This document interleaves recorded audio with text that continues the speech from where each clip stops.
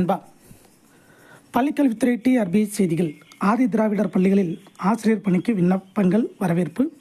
Chennai collector தகவல்.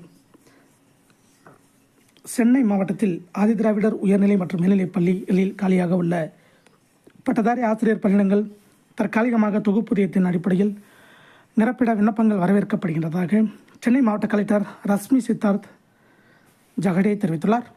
இதுகுறித்து வெளியிடப்பட்டுள்ள செய்திக்குறிப்பில் கூறியுள்ளதாவது: சென்னை மாவட்டத்தில் மீனம்பாக்கம் மேல்நிலைப்பள்ளி, விருகம்பாக்கம் உயர்நிலைப்பள்ளி, திருமங்கலம் உயர்நிலைப்பள்ளி, மதுரவாயல் உயர்நிலைப்பள்ளி, வலசரவாக்கம் உயர்நிலைப்பள்ளி ஆகிய பள்ளிகளில் மொத்தம் 8 பணியிடங்கள் காலியாக உள்ளன.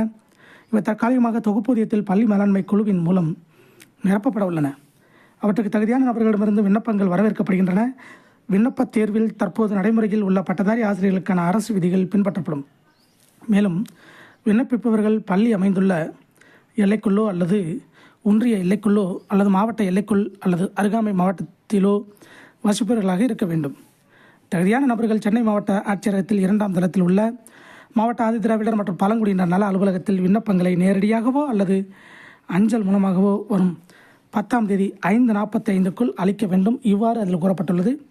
இது போன்ற பள்ளிக்கல்வித்துறை டிஆர்பி செய்திகளை உடனுக்குடன் தெரிந்து கொள்ள நம்ம சேனல் சப்ஸ்கிரைப் பண்ணுங்கள், ஷேர் பண்ணுங்கள், லைக் பண்ணுங்கள். நன்றி, வணக்கம்.